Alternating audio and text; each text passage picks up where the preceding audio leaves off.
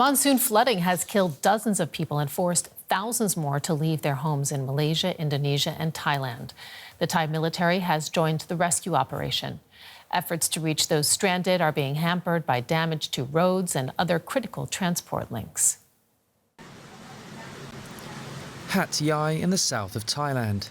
Entire areas of the city are submerged. With floodwaters rising as high as 2 meters, rooftops provide the only route for rescue. Days of heavy rainfall, including the biggest single-day downpour in more than 300 years, have resulted in widespread destruction. Multiple provinces in Thailand and in neighbouring Malaysia have been hit, with displacement and death tolls rising. As the Thai military brings relief to the worst affected, the closure of highways and bridges is complicating rescue efforts. With more than 2 million people estimated to be affected, and access to hospitals and evacuation centres severely impacted, emergency workers face an enormous battle in the days ahead. And let's bring in journalist Tommy Walker, who is at the Thai city of Hatyai and which has been declared a disaster zone due to the severe flooding. What more can you tell us about what's going on right now on the ground?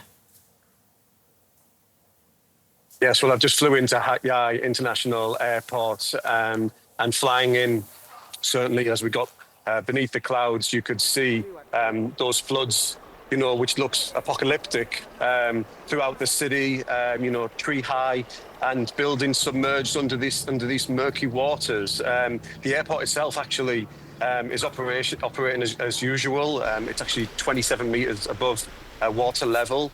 But here in the airport, it's clear that these floods have had an impact because there's people, laying on the floor. They've been here for days waiting to get out to evacuation centres. Right now, there's said to be 300 or 400, and military trucks are coming in and out trying to evacuate people to safe areas. But the rain is continuing, so these floods and this operation is complicated.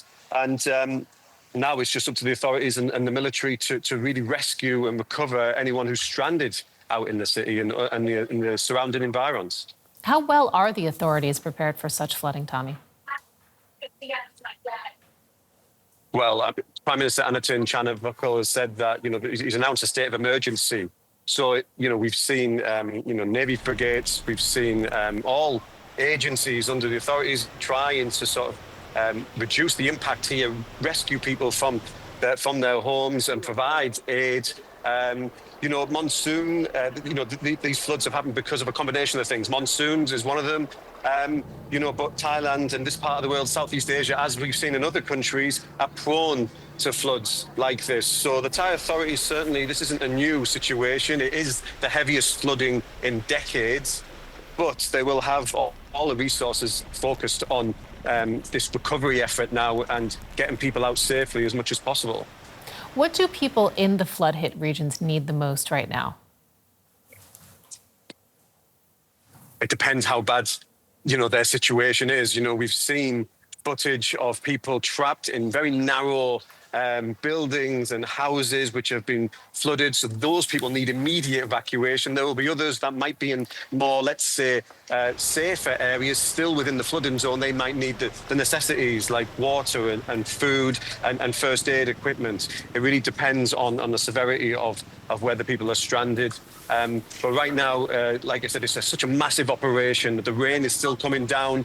The city is still very much and flooded, and it appears it's going to be like that for at least the next 1 or 2 days.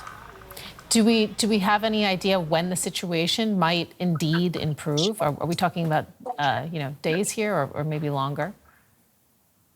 Well, look, according to the weather forecast, the rain is supposed to ease up by Saturday, but of course, look, this part of the world does have draining issues as well. So it's not just about the rain stopping; it's about the floods subsiding.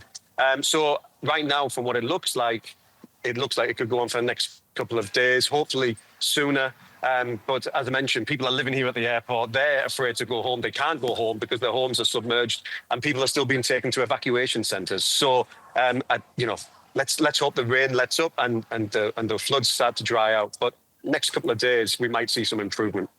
Journalist Tommy Walker, thank you. Thank you.